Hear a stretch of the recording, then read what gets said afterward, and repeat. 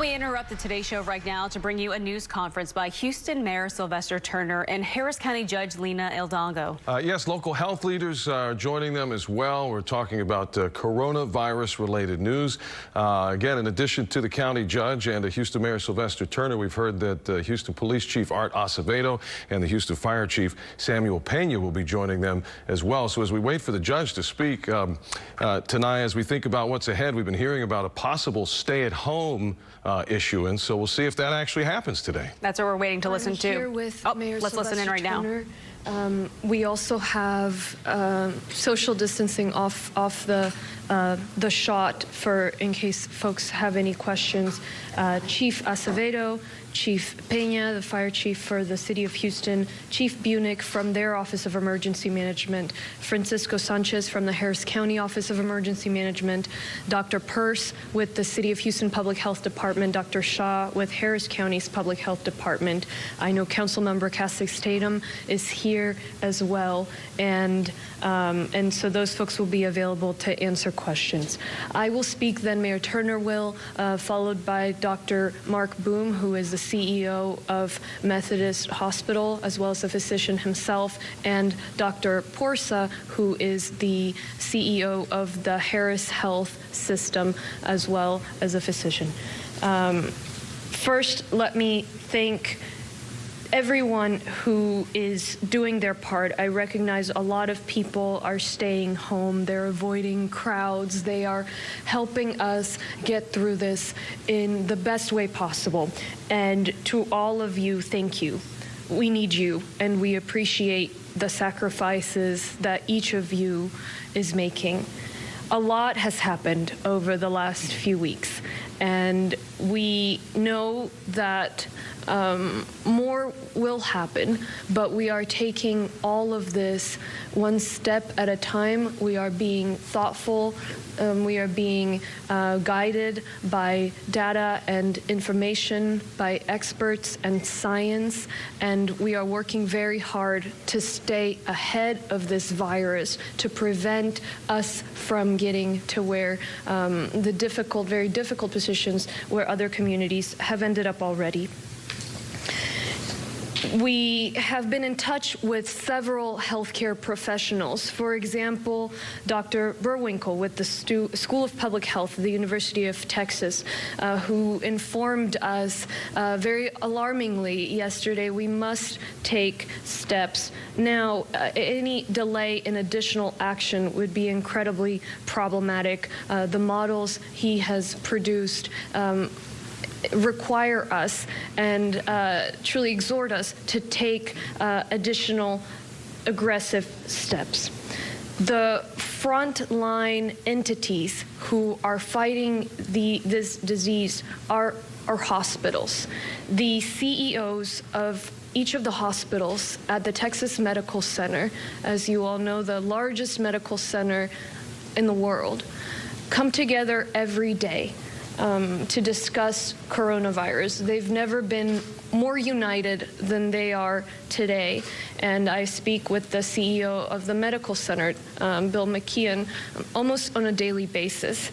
They are seeing the rate of patients coming into their hospitals, and they have also sounded the alarm. So you'll hear in a little bit from Dr. Boom with Methodist Hospital, and he will share, as he shared with me, an exponential increase that he has seen in the number of patients coming into the hospital, the percentage of those who need to be treated in the ICU, and the length of time that patients have to spend in intensive care. We're seeing that patients here are having to spend longer in intensive care than in other places. What these experts, leaders, and folks in the front lines tell us is that if we keep going at the rate we are going, we will end up in the situation that that New York is heading towards, that Italy is at, where we simply run out of ICU space regardless of the surge capacity that each of them and all of us are helping to build, that we simply would have to get there. And so that is why it's incumbent on us to take additional steps above and beyond those we've already taken. We've been working very, very closely with researchers, with businesses, with local elected officials from throughout the region. But the most important factors are science and health. We are letting science, data, and health drive the decisions we make. Our North Star is the best data we have and what our medical community is telling us to do. So after consulting with these folks, we're taking today another step to prevent the spread of coronavirus. When we put out the bar and restaurant order with Mayor Turner a few days ago, we said that if we erred, we would err on the side of action. And in that spirit, we are taking steps to prioritize human life. And so I'm issuing a stay home, work safe order for Harris County, walking in lockstep with Mayor Turner and proud of the partnership that we have across our region. This order will apply throughout Harris County, including unincorporated areas and all the cities within Harris County. To put simply, this means that all of us should stay home unless our jobs are essential for the health and safety of our community.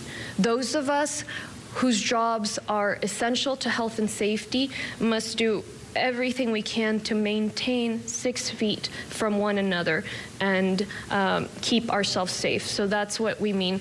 Stay home unless your work is essential.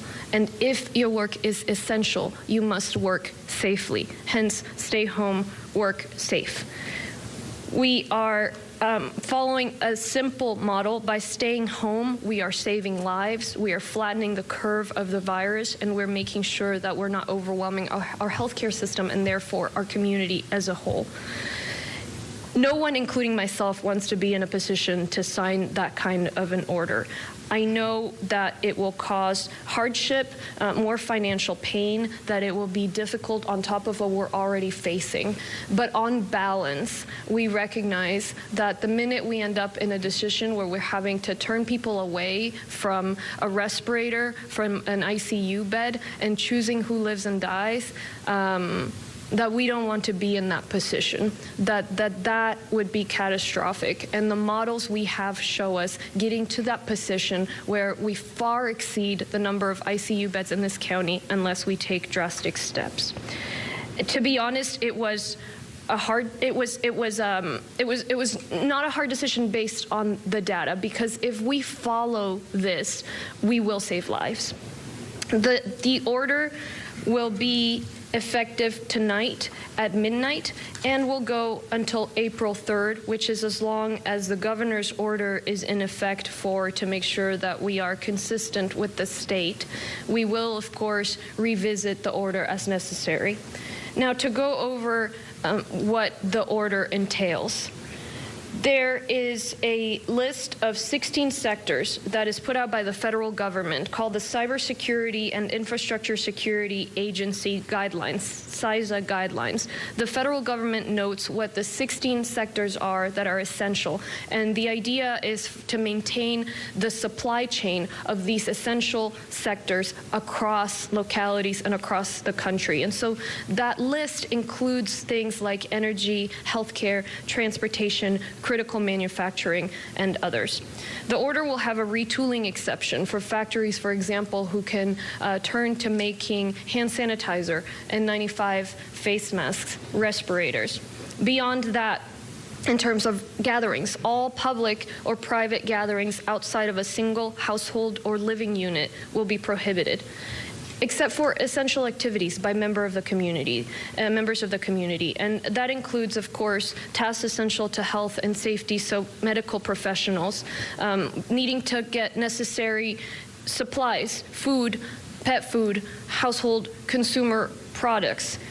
Engaging in outdoor activities so long as there is social distancing. And so we are going to start by allowing parks to remain open. No playgrounds, no exercise equipment, no benches, nothing that can be touched, because we know the virus can live on surfaces for up to 48 hours. Folks who do leave for outdoor spaces must maintain social distancing of 6 feet from any person, and we'll see how we do with that. Folks can leave their home to care for a family member or a pet in another household. So that's the context of essential. Obviously, all businesses except for essential ones will be required to cease all activities. Essential businesses must comply with the 6-foot social distancing requirement to the best extent possible. Restaurants remain at takeout, delivery, drive-through, but they must space customers out at 6 feet from each other. Daycares that provide support for essential employees will be open. If someone in a household has tested positive for COVID, the household will be ordered to isolate. Members of the household will not be able to go to work. Religious and worship services only via video or teleconference. We will be making an exception for faith leaders to be able to minister one-on-one for mental health purposes, for spiritual health purposes, as long as social distancing is being implemented. This is incredibly complex. It is messy. We've been working round the clock for several days to get this right. You can't flip the switch and turn the lights off on a county of 5 million people, and that is not what this is. The attorneys are still working. We're working to apply lessons learned from orders elsewhere to make sure we're not contradicting anything. We hope and trust people will comply, but we will be ready to enforce this order. A brief note, not enough is being said about physical, mental, and emotional health. And so I do want to point out, the exception we are making for faith leaders to be able to minister one-on-one. On harrishealth.org, folks can see a link to our mental health hotline. Of course, that's the thinking behind keeping the parks open, and we'll be watching and hoping that folks will employ social distancing. So again, no playgrounds, no basketball courts, right? We don't want people close together. And we'll continue thinking about how else we can support our community. Finally, an update on county testing. We started countywide community testing yesterday. We referred about 500 people total to the sites. That is 100% of our testing capacity for the 2 sites that we open. Yesterday, we had almost 24,000 residents visit our online screening tool, and we are continuing to integrate with the city site so that we can all go through that and work in lockstep.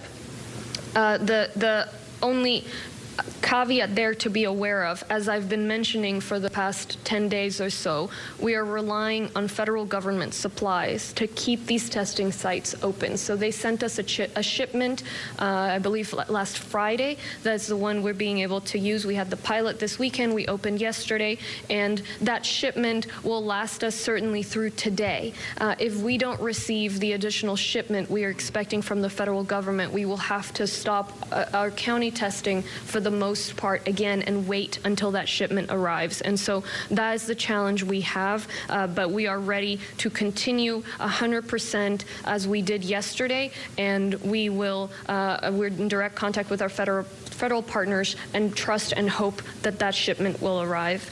So let me stop there. I will briefly repeat remarks in Spanish, and then I'll invite Mayor Turner and the doctors to speak. En español brevemente.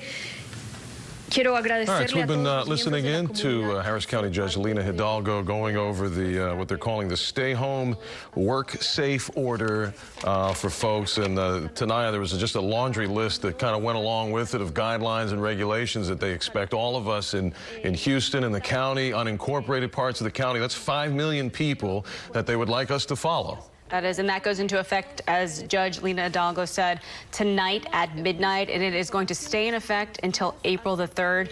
She said that all gatherings outside of homes are prohibited. The parks will be open, but she did mention no playgrounds, no benches, no workout equipment, no basketball courts. She said they don't want to go on. They don't want to have anything open that people can touch because the virus does live on surfaces for a good amount of time. And they did mention if you do go outside, if you do plan to go to a park or just outside in your front yard, you must practice social distancing, maintaining 6 feet from each other. And she did mention the restaurants too, Owen. The restaurants can stay open, but they have to only do takeout, delivery, and drive-through like they've been doing. But she did tell the restaurants to maintain social distancing between customers and people inside of those restaurants. Yeah, indeed. I mean, people got to eat, right? So whether it's going to pick up food or getting that food delivered, or you have to go to the grocery store, all of that is considered essential travel at this point. Now, as for work, that's where the big question mark comes into play. Well, sort of. It used to be a big question mark. That we're starting to narrow focus now. We've heard that all businesses that are non-essential should be closed. So any retail space, if you're anything outside of, well, she did mention the size of guidelines, which are 16 industries, from the chemical sector, commercial facilities, communications, folks that have to keep up the cell phone towers, keep the power on, food and agriculture, the energy sector. But it says here the financial services sector as well. So that would indicate banks would be on that list of essential services to remain open. And that would, in addition to energy, which would be a great deal of people here in the Houston area. That's right. And she did mention this is kind of a fluid situation. Things are changing by the hour. She did mention daycares will be open. The ones that provide support for essential employees, those ones can stay open. She also mentioned religious services. She said all of those are going to be moved online, and they're really hoping people comply with this new order. But she did say, we're going to hear from the police chief coming up in a minute, but she did say that they will be ready to enforce this if people don't. We don't know what the consequences will be. But again, Judge Lina Hidalgo just mentioned the new order, stay home, work safe. And this goes for all cities in Harris County. She's saying stay home unless your job is essential to the health and safety of people. We can keep it very simple. I mean, no large public gatherings, and you don't give police any reason to break up anything, and at least to keep them focused on whatever else is out there. She did give a testing update, which we'd like to mention before, hopefully we can get this in before the mayor and others speak. But 24,000 people were screened yesterday at those 2 locations. They only had they only had a maximum capacity of 500, and they referred 500. The question is, out of the 24,000 that were screened, how many needed the next step? Do you know what I mean? Because they could only fit 500. So presumably the number was more than that. We just don't know to what extent. The other thing that she did mention is that we only have basically another day worth of tests today, which if there were 24,000, logic would tell you they'll max out again today. And then hopefully the federal government will get its shipment in on time as expected. So there's some new guidelines that I guess we should all just sort of get used to. It'll be our new normal for at least until April 3rd if they don't extend it beyond that. But the fact of the matter is, the way things have been going, I wouldn't bank on anything at this point. I know. She said the hospital, she meets with the hospitals daily, and the hospitals are just getting overwhelmed with the amount of people going there. And she said people here are staying in the ICUs longer than people in other areas. But as of right now, we have 199 cases of the coronavirus, positive cases here. At least 19 people in Southeast Texas have recovered from it, including 12 of which of them are in Harris County. But Owen, as we've been saying, these numbers keep going up. And with 24,000 people, excuse me, doing this online, like going to the testing site to, visiting the online screening tool, these numbers, we're going to likely see them increase in the days to come and weeks to come. Yeah, I mean, if you look at it that way, I guess we're already behind. So, I think patience and everything else is in order. Easy for me to say, though, right? As opposed to 5 million of us trying to actually do it. So essential personnel. I mean, even within these industries, I think it's going to be up to individuals to also decide to a degree, do I really need to be here today? Do I want to put myself? Because the front lines, as we know, are the nurses and the doctors that are in there treating the folks that are in the hospital. I mean, if we want to, I guess, talk about the true front lines of this, and then I guess you could kind of branch out from there, although many of those branches would be considered, under the 16 size of guidelines, essential personnel. So, in other words, energy sector, if you're selling electricity, maybe that's, I don't know how essential it is compared to somebody who's maybe cleaning the transmission lines. Do you see what I'm getting at? I know, it's what is exactly essential. And the police officers and the firefighters, we already know a few Houston, I believe it was 3 or 4, tested positive for the coronavirus, and 8 firefighters tested positive. So these people are going out essentially to save lives, help people, and they're being infected with it. And, you know, those people who we know are affected are now quarantined at home or at a hotel. But again, it's like these people do have to go out and they do have to help you. So we need to keep them safe so they can continue to help people out there. Well, and again, this is all new territory, I think, for all of us. And it's easy to criticize one way or another. But then you say, well, imagine if half the fire department got sick. You know, well, who's going to put the fire? I mean, this is the problem with it. It's such a complicated issue, and I know it's very scary for a lot of people. And I think they're trying to do the best they can, as she said, with the data and the research they have. But the only research they have is what we know so far, which started in Wuhan, Hubei province in China, and has spread from there. We have one example in Italy as a place where it just blew out of control, maybe because they didn't take it seriously enough. New York City just being an extremely large place, you just see the simple challenges that the size presents. I don't know. I know, and no, those firefighters I just mentioned, as of right now, we don't know if they're positive. They are currently under quarantine to see. They have not been tested. We're waiting to hear about that. But again, yeah, this is, I mean, Galveston County just issued a stay-at-home order the other day. That goes into effect at midnight tonight until April 3rd. Dallas, San Antonio, Austin, Waco, all of these cities are issuing similar orders just like this, you know, because they want to stop the spread of this. They need to. It's just in other countries around the world, globally, we've seen this. If you don't take action, it continues to spread, and it's really having devastating consequences. So the date, April 3rd, that the judge mentioned, she said she wanted to be in lockstep with the state, which the governor issued an executive order basically telling people to don't gather in large groups. They stopped short of giving a statewide stay-at-home. That wasn't something that the governor was willing to do. The lieutenant governor came under fire for comments he made about what's happening to the economy and how he thought people should get back to work. But he's expressing certainly the opinions of a lot of folks out there that are looking at the economic damage of this and are getting scared. So there's a lot on both sides of this issue it's all worth mentioning. It's all very important and very relevant, but yet also very complicated. And there is, just because of that, there's just no easy solution, unfortunately. It is just going to take time.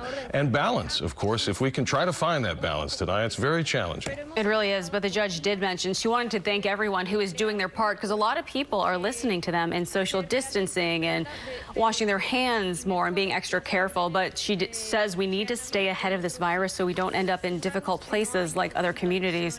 Again, as I mentioned before, Owen, she speaks to leaders with the Texas Medical Center, and they're just seeing the rate of patients growing and growing. And she did mention we're going to hear from the CEOs of Methodist Hospital and the Harris Health System, I think, this morning in this news conference. So we're going to be here a while with you, and hopefully we'll get some positive information somewhere. I don't know if there is a silver lining, but at the very least, we'll get the information from the horse's mouth, so to speak, as we present the CEO of Methodist, the CEO of the Harris Health System. Of course, the mayor will speak as well. We'll hear from chiefs of HPD and HFD, because tonight, as you mentioned, some of our first responders, some of our police and fire have come down with coronavirus, unfortunately. No, that's right. And the big takeaway right now with Judge Lina Hidalgo is talking about the stay home, work safe order that includes all cities within Harris County. She's telling everyone to stay at home unless your job is absolutely essential to health and safety. This goes into effect at midnight tonight, and it will last until April 3rd. So I know a lot of people are going to be having questions about this. They're going to be speaking to their employers. You know, they're saying this is essential. This is to save lives. We need to flatten the curve, and we need to try not and overwhelm our healthcare centers, because they're getting overwhelmed. I mean, we see it on social media, and we hear it when our reporters are out in the field. Just the nurses and doctors are just getting overwhelmed with the amount of patients and people wanting to get tested for this because they start showing symptoms. And other people who might have a different sickness or a different issue, they're having a hard time going to hospitals because they're just so overwhelmed with people. Well, that's the fear of a pandemic. I mean, that's why they say flatten the curve, right? Because they only have so many beds. They only have so many nurses. They only have so many doctors. We, all of us. Although, I have to just say this, when I think about the stay home, work safe order, it's an order, but does it really change things that much? I mean, I think most of us haven't been going to work. I think most of the stores, maybe there's some stragglers out there that have been trying to stay open, but we all know the foot traffic has been down. So I know this makes it more official now, but I think generally most of us were quarantined. I think so. Generally, a lot of people have been doing this. I mean, the malls are closed. The Galleria, I drive past that every day. It's been closed now. There's no traffic there. But this will now include, this new order will include all gatherings outside of the home are prohibited. The parks, Judge Lina Hidalgo said the parks will be open, but the playgrounds won't be. There will be no benches, the workout equipment. You can't use that. They don't want people playing basketball on the basketball courts because you're not social distancing if you're out playing a sport because, she said that if you do go outside, though, you must maintain 6 feet from each other. All right, we're going to listen live again because Mayor Sylvester Turner just stepped up to the podium. Judge Hidalgo for her leadership and for the order that has been put forth this morning. Let me say we've had the opportunity to work with the judge, and even on yesterday on a conference call that was convened by the judge where there were over 50 other individuals in our surrounding region, other mayors, other county judges, in which we discussed the order that is being put forth today. And I can say to you without reservation that the judge and I are standing together. We both recognize that these are very challenging times. In fact, let me go one step further. We are in a healthcare crisis. And in order not to prolong this crisis, in order to blunt the progression of this virus, we both recognize that steps need to be taken in order to slow the progression, to blunt it, so that we are not in this situation longer than we need to be. In the region, in our region right now, even beyond Harris County, there are about 160 confirmed cases. The steps that are being taken this morning is the hope that we don't have 1,600 cases in our region, or the number just doesn't continually go up and up and up and up. In the city of Houston, we have 24 cases. Doesn't mean that there are only 24. There are more than 24. We all know that. But the goal that we are taking is so in the city of Houston, we don't have 2,400 cases or 24,000 cases. And the best time to take the steps that are being put forth, the best time is right now. We don't have the luxury of waiting 2 weeks down the road and then deciding that this is the time to take these steps. Will it impose an additional inconvenience on many of the people in our region? Yes. Are those inconveniences worth it? Yes. Do we have a choice based on the healthcare advice and that we are given? No. Did we come to this point easily? No. But is it important for people within our respective regions, for people in Houston and Harris County and even beyond, to recognize that this situation is serious and to recognize that if we don't act and act now, then the situation will only get worse. And we keep talking about flatten the curve, but it's important that we do that through our actions and through our behavior. In our region, we have faced major storms, we have faced mass shootings, we have faced chemical releases, and in those times, we have asked people to shelter in place. And that terminology, shelter in place, should be reserved for shootings, explosions, major storm events, rain events like Harvey, when we ask people to shelter in place. This is another type of crisis, another type of situation that requires strategies that you are uniquely adopted in order to address it. And therefore, what is being presented in the order that the county judge is putting forth is a stay home, work safe order. Let me say the Stay Home, Work Safe order is a more strategic way to blunt the progression of COVID-19 and balance the needs of families, businesses, and the city's economic interests. The new order means people must stay at home, except when they need to conduct essential businesses and activities. But the requirement for social distancing remains in effect, whether you're at work or whether you're away from work. The requirement for social distancing remain in effect.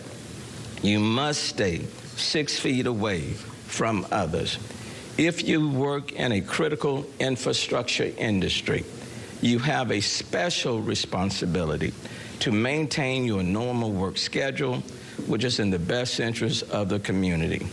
The Stay Home, Work Safe order exempts essential workers covered in the 16 CISA categories, the Cybersecurity and Infrastructure Agency. They are the people who work in transportation and logistics to maintain our safe drinking water, communications and technology, and commercial and residential construction, and many more. Houston is the energy capital of the world. We have the largest medical center in the world and the #1 port in terms of foreign tonnage, and we are proud of that. Those critical workers and others will be allowed to continue moving back and forth through the community because we must balance our health care concerns with economic realities. But even though in those particular essential industries, they are being allowed to continue to work, while they are at work, they must be safe and must employ as best as possible the social distancing and other requirements, and we expect them to do that. For others, Stay Home, Work Safe means employers are encouraged to let their team work remotely from home where possible. People working from home do not have to shelter in place or feel as though that they can't move around. You still can go to the grocery stores, to the pharmacist, to the gas station, seek medical treatment. And I want to be very clear on this because we've said over and over again that the grocery stores would not shut down. And they are not shutting down. Even with this order, the grocery stores remain open. The food supply chain remains sound. Okay, it remains sound.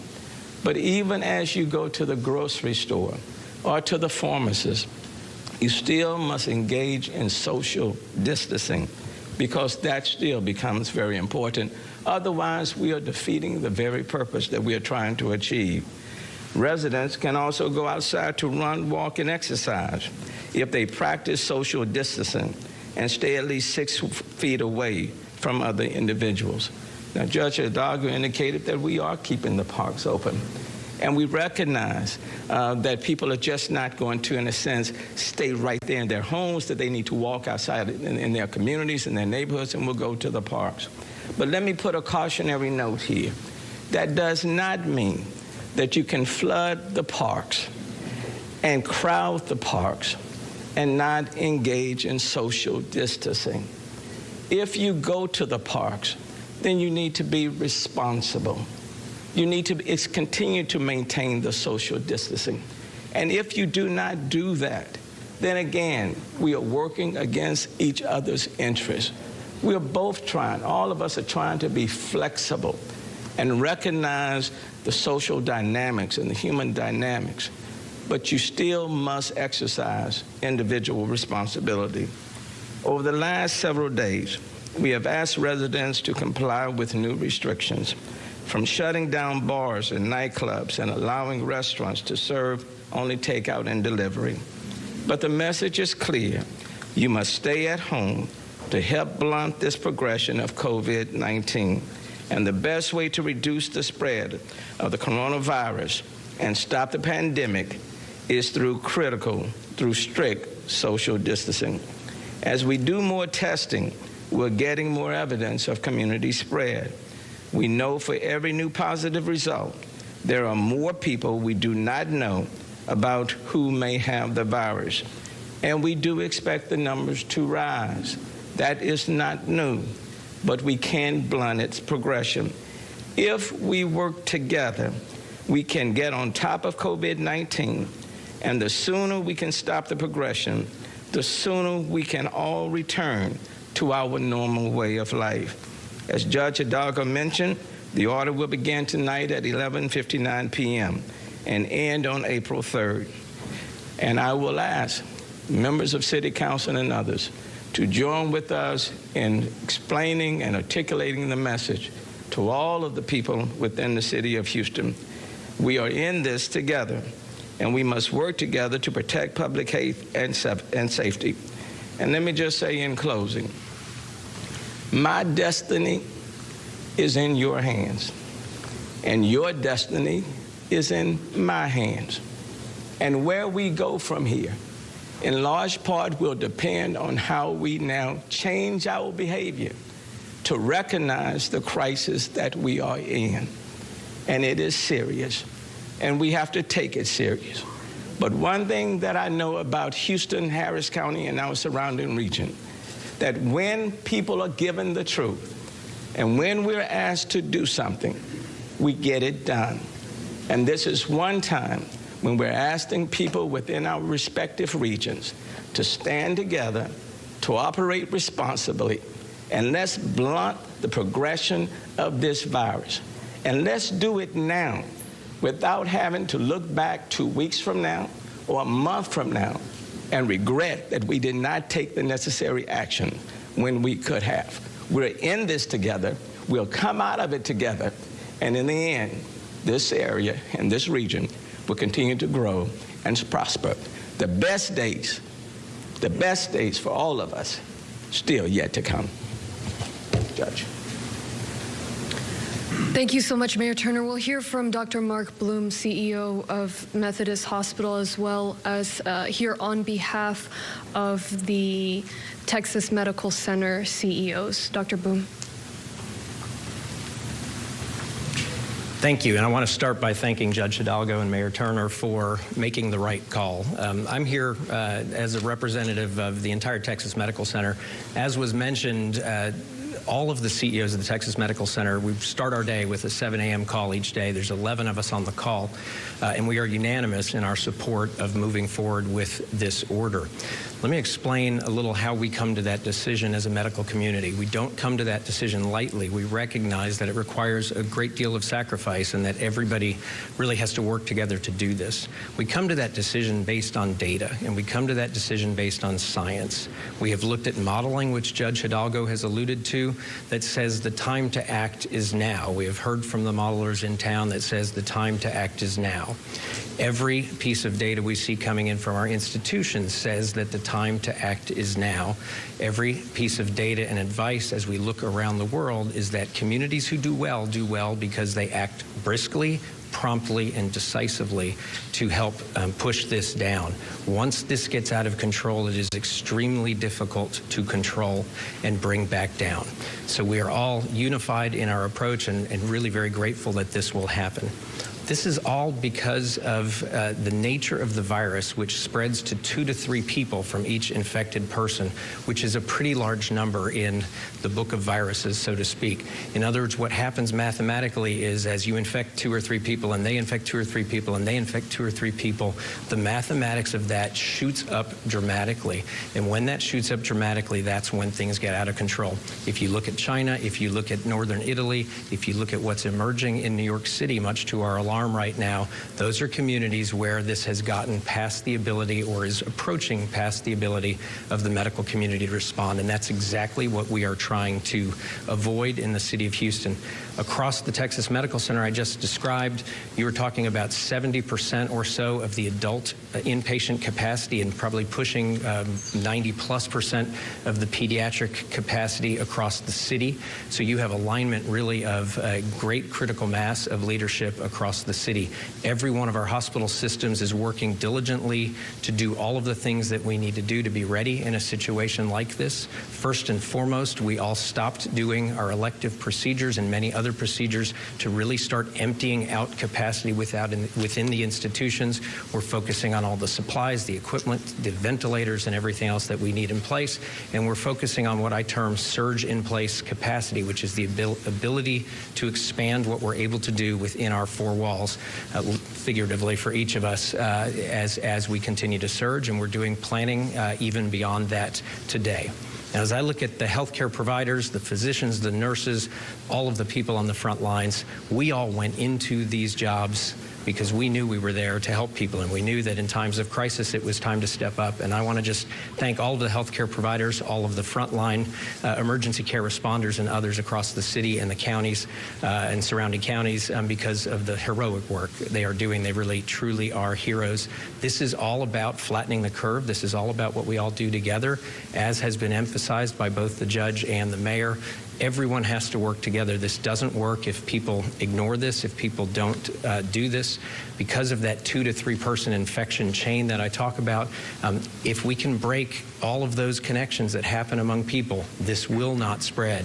And then we can sort things out and figure out how to get out of this and move on with our lives, which of course is what we all want to do. So I want to thank everybody in the city of Houston, in Harris County, and the surrounding areas for your support and for your compliance with this. We're here for you, and your medical community is working diligently to make sure that we're all prepared for this and all there to help you. Thank you. Thank you so much, Dr. Boom. Dr. Ismail Porsa with Harris Health. Thank you.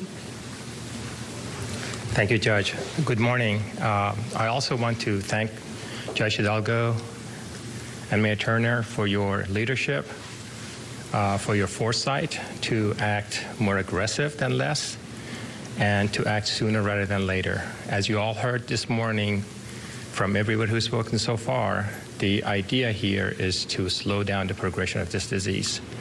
I also want to reemphasize the fact that the TMC hospitals, including Harris Health, are lockstep behind this decision and the directive that was just issued.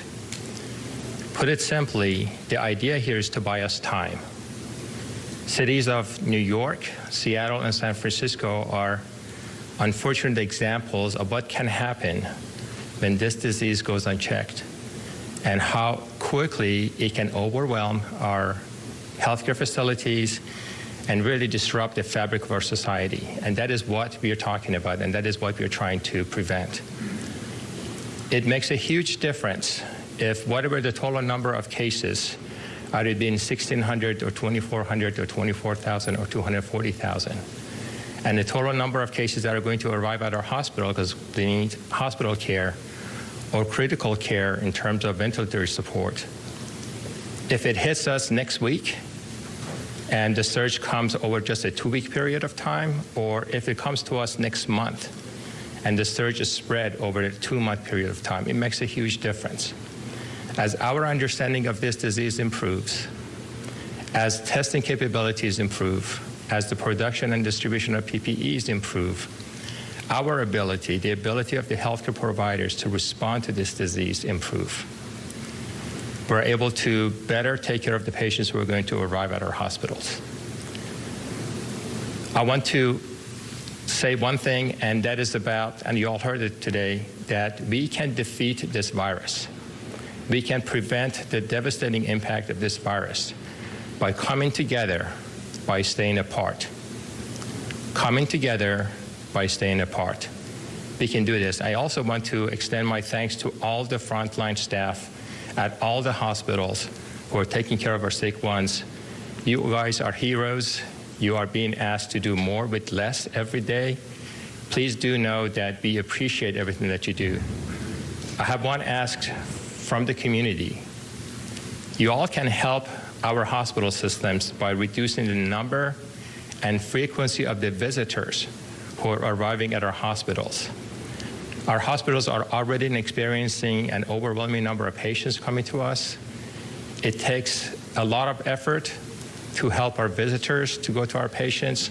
If we can reduce the number and frequency of the visitors coming to our hospitals, it would help our staff take care of your loved ones better. Thank you. Thank you so much, Dr. Porsa. And I do want to echo the thanks to all of our first responders, frontline medical workers who are keeping us going through this crisis. And also point out, we are all first responders in this. To the extent that we stay home, we abide by this order, we will lead our community into a successful place. We'll take questions now from the media. Thank you, Judge. So the first question comes from Maya Shea from ABC. She would like a reaction to Senator Betancourt's news release that is critical about shutting down the third largest county in the country. And also a question from Joel Eisenbaum from KPRC for the mayor. On Friday, you said the city isn't shutting down. Does that blindside Houstonians? You reassured. As I mentioned, the guiding factor, the guiding light in this process is the health and safety of the community. We are making decisions based on the best information we have, on the best advice of the frontline workers, the leaders of our hospital systems, the analysts and experts who are looking at the data and working to sound the alarm and say this is what you have to do right now so as to avert a crisis. And that's led to today's decision. The recommendation they've made so far, what the data tells us so far, is not that we have to shut down the county or the city of Houston. It is that we have to stay home, and allow essential businesses to continue, and we have outlined what essential is, and that those essential businesses must do their absolute best to enforce social distancing, that there may be space to allow for folks to visit the park to get some fresh air, so long as they do their part and each of us do our part. And so we are where we are based on information and data. There is no other way to do it. That is the only way, the only consideration in the decisions we are making. And so it truly leaves us no choice. I trust right now that we're doing everything we possibly can. And I know that if we work collaboratively in this, we will be able to make it through. But it's incumbent upon all of us, including all of us in leadership, to heed the advice of the experts and the medical professionals. And let me reiterate, this is a stay home, work safe order. With respect to the businesses that are essential, those are identified. There are 16 different categories in the Cybersecurity and Infrastructure Agency put forth by the federal government.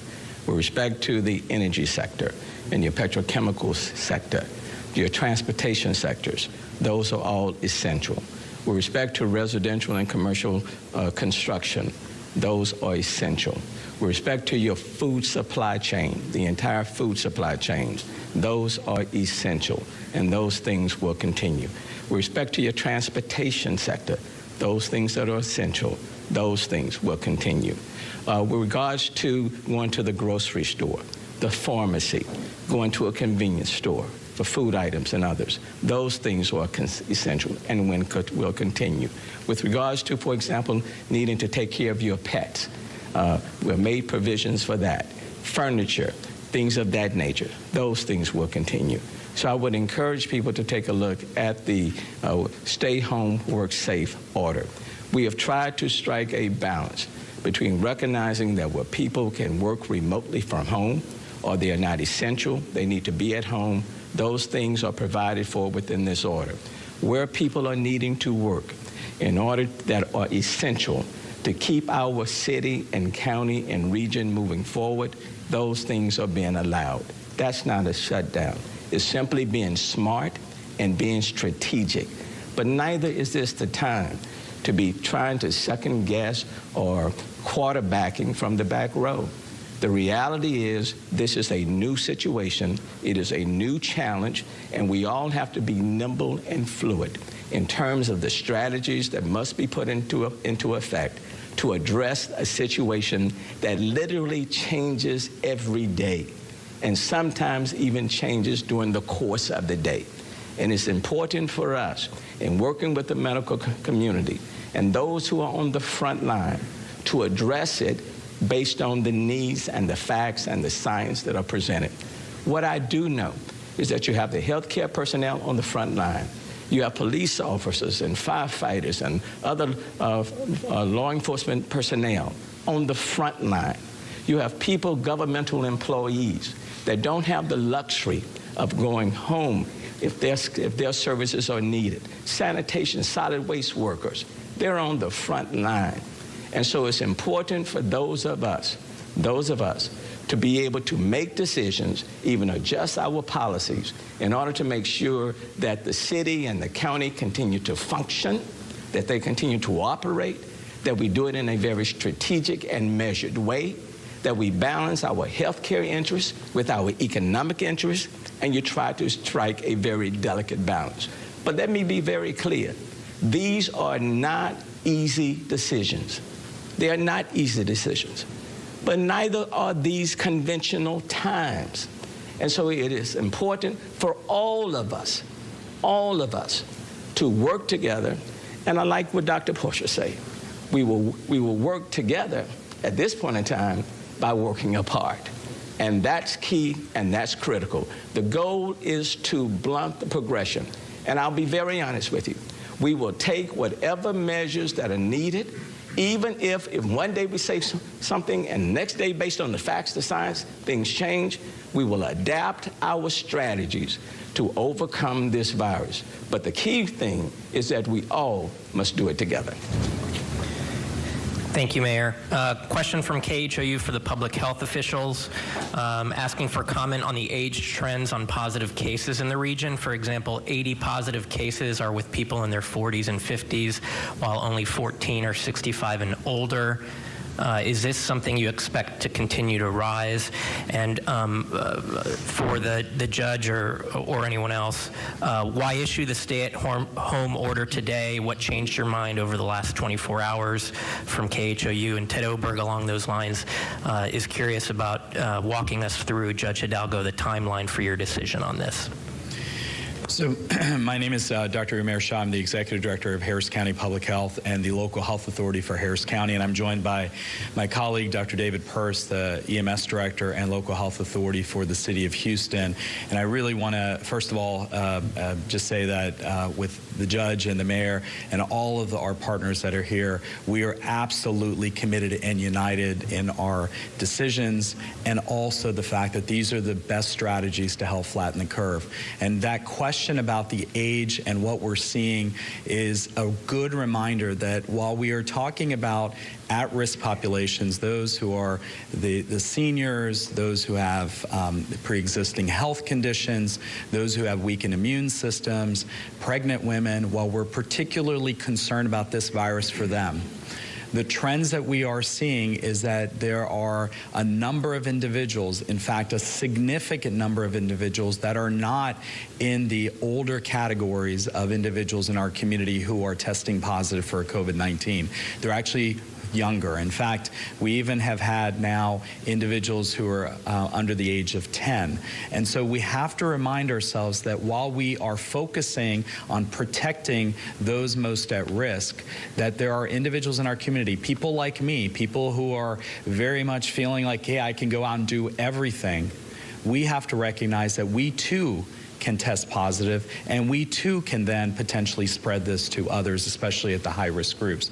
And that's why we cannot let people think that this is just one category of individuals. This is all of us in our community who are at risk, all of us in our community who have the potential for getting infected, and all of us in our community who have the potential of transmitting that to others, especially those most at risk. So I think it's very important, and that question really highlights the fact that all of us have a part to play, but we are going to see some changes in the trends, especially as the case counts increase, as we get more testing. We'll start to see shifting of those trends, and I want to make sure everybody understands that let's continue to watch the patterns, but those patterns will evolve in time, and we're certainly doing that locally, but also looking at what's happening in other parts of the country and the world. Dr. Peirce. Thank you, Dr. Shaw. And I would basically just echo what Dr. Shaw had to say, but I think everyone can sort of get their head around the concept that here in the beginning, as the numbers are growing, and with limited testing, we're going to see these apparent statistical aberrancies that don't seem to make sense. But the bottom line, which Dr. Shaw pointed out, is that anyone, in fact, everyone is at risk for contracting the illness, or sorry, contracting the virus. And so that's what a lot of the test results now are showing, are people who have tested positive. That is not to mean that they are all going to require hospitalization. And we've heard from the beginning of this that the group that is most at risk for the greatest complications are the elderly. And so I think people confuse thinking that it's only the elderly who can become infected. Any of us can become infected. We have been seeing, as this goes around the globe, that those with chronic medical conditions and the elderly are the most likely to have the worst outcomes. So those are two different concepts. The important thing is that any one of us can become infected, which means any one of us, once infected, can spread it to our loved ones. And that's why we all need to follow the advice that has been put forth by the judge and the mayor about stay home, work safe, because that's how you stop the spread, minimize the spread, slow down the spread, and protect those that are closest to you, which is generally your family members. Thank you so much. I will answer the other questions in terms of the decision making for the order. As we lead the community through this crisis, my intent is to stay ahead of it, to prevent the worst from happening. And so I'm constantly thinking, how can we do better? How do we make sure that we're not catching up to this virus, but we're staying in front of the harsher repercussions? And so we've been doing research all along, and certainly very deep in research toward the end of last week. You know, how do folks do this in other states, in other countries? We can't hermetically seal Harris County or the city of Houston or other cities. And so we're not like the island nations that can close all their borders. We're not like South Korea, which can test, 10,000 people every day and ensure that everybody who has but a cough gets tested. And that way they are very carefully mapping out exactly who has the virus. And for that reason, they're able to have a surgical response, if you will. Given the tools at our disposal, given the state of our healthcare system, we have fewer beds per capita than Italy. 20% of Harris County is uninsured. We know that we face unique challenges, and with all of that in mind, it started becoming clear toward the end of last week that we were going to have to use a blunter tool. And this began the conversations earlier with the bars and restaurants. That blunter tool is encouraging people to stay home, is encouraging the social distancing. And then the matter turned to how can we make this order as effective and smart as possible. And that's what we've been working on over the weekend into yesterday, making sure we're talking to all the stakeholders. The big point and what this order communicates and what I want to make sure gets across is the order is to stay home. If you are an essential worker, part of an essential sector, you must go outside for your work, then you must keep the 6 feet distance to the extent that you can. But everybody else work from home. Stay at home unless you must go out for groceries or to get some fresh air. But that's it. And that's really the point that we want folks to get across. We haven't stopped looking at the research. We will continue the conversations with our healthcare professionals, with the academics, with other jurisdictions. I've been on the phone with all kinds of jurisdictions to try and learn from what they're seeing, to try and do better. And that's the challenge that will continue. That is our goal, to do better, to be smarter, to stave off a bigger crisis. And that is what we're guided by right now and what we're fighting for day and night, day and night. Thank you. 2 questions on enforcement from Dylan McGinnis at the Chronicle. Any additional details on enforcement would be greatly appreciated. For example, will police be out on the streets enforcing social distancing? And ABC 13 asks, how strict will the county be on enforcing social distancing? Will there be fines or penalties for anyone who doesn't listen?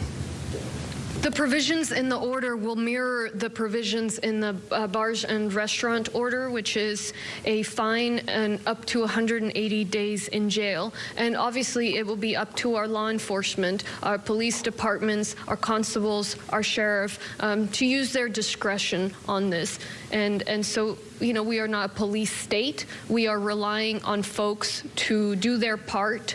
I trust that they will. If folks are you know, willingly violating the order in a way that puts other people at risk, then, you know, we will work with law enforcement. But I really believe and I trust that folks will comply, because this is about the health of all of us. As Mayor Turner said, you know, everybody's health is in each other's hands. Could you repeat that in Spanish as well, Sí. please? Me han preguntado si la policía estará implementando la orden. La orden Judge Lina Hidalgo está has been taking questions, well, and other officials too, I guess, with regard to the latest stay-home, work-safe order issued by not just Harris County, but the city of Houston. Tonight, they were very clear that they were in lockstep with each other on this order. They are, and this order goes into effect tonight at midnight. It's going to last until April 3rd.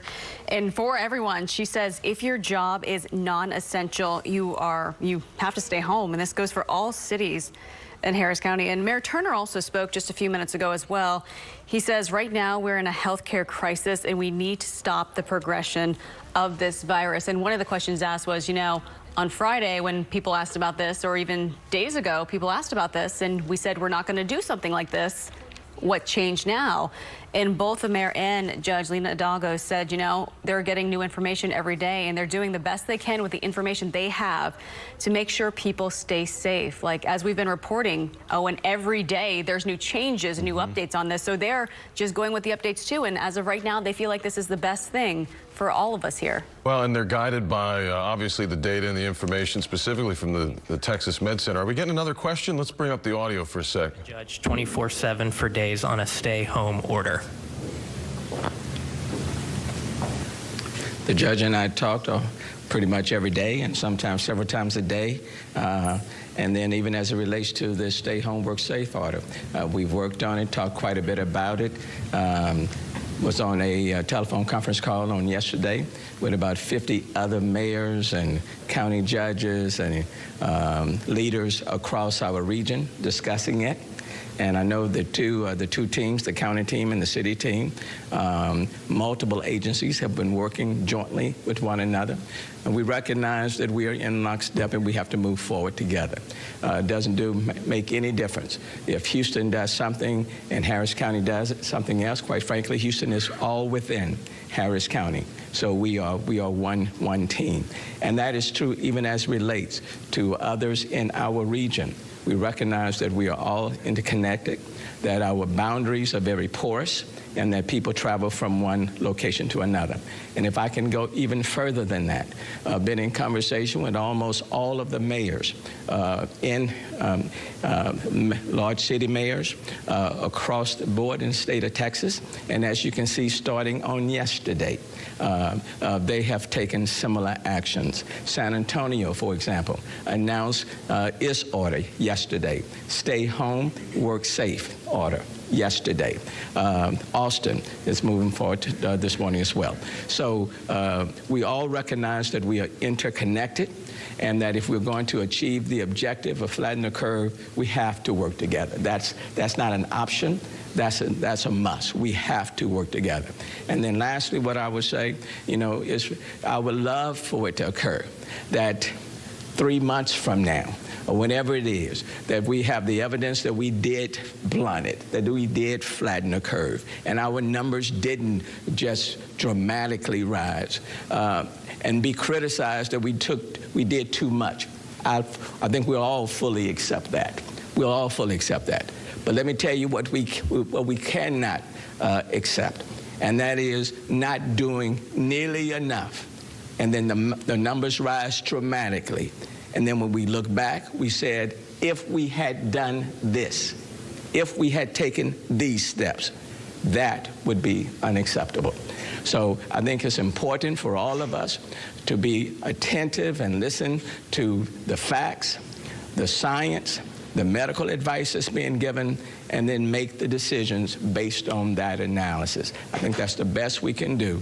We wish we could all have that perfect vision, but in this situation, as in many others, you make the best decisions and you hope for the best outcome. And if we work together, I am hopeful that we can have a positive outcome. Judge, I want to thank you for your leadership and the leadership and the efforts of your team. Been very diligent at it, been very meticulous, and it has been in these tough times, as I've worked with others, worked with you in the same manner, and the relationship has been a very positive one, and we're both hopeful that what we are doing will make a very positive difference. So thank you so very, very much. Thank you. Thank you all. Thank you. All right, so no more questions, I guess. That about wraps her up. One thing tonight I wanted to mention, they keep coming back to this flattening the curve. Mm-hmm. And when Dr. Bloom mentioned that one person very easily infects 2 to 3, and you look at those exponential growth in the numbers, and during this press conference, news conference, I'm looking back to Italy, where they have 3 cases one day. You fast forward 20 days and it's 12,000. I know. And they wait 20 days just to close the bars and restaurants, and you go from 3 to 12,000. You wait another 10 days to do what we're doing today, and it goes to 60,000. When you look at all the data, I understand why they're making this decision. I also understand when you look at GDP projections being down like 10%, why people aren't happy about it. And it affects just so many people. Yeah. That's the thing. One thing one of the doctors said and the mayor said, we can beat this disease by coming together, by staying apart. He said we all have to come together, but social distance is a main thing. If you do have to go to work, if you're one of those people who has an essential job, healthcare, grocery stores, he said people, construction, all of those kind of jobs. There's a whole list of jobs. We're going to have those for you coming on our website, click2houston.com. But, if you do have to go to work and you have one of those jobs, you do have to practice social distancing, say 6 feet apart. He said all the restaurant workers, they're still going to allow you to do takeout, no dine-in, but you can do takeout, delivery, but you do have to stay 6 feet apart. Practice that social distancing. And there on your screen, we have pretty much the highlights from that news conference we just did. It goes into effect tonight at midnight through April 3rd. All the gatherings outside of a home are prohibited. Essential travel only. Like he mentioned, the grocery stores are going to be open because we've been doing stories about people, stockpiling toilet paper, the sanitizer. They said those items will still be there. You don't have to, buy in bulk. A lot of stores are actually limiting the amount of things you can buy per grocery trip now, Owen. Mm-hmm. And by the way, the question was asked too about for folks violating this order and what would happen. There is the potential for jail time up to 180 days and a fine. But the judge also said that they would allow, was it the judge or Mayor Turner? But either way, whoever it was said that the law enforcement would be able to use their own discretion. Mm-hmm. So there is a little, I guess, gray area in there. But still, if there's a large gathering, they're going to tell you to break it up. That doesn't mean they're going to take the whole gang to jail.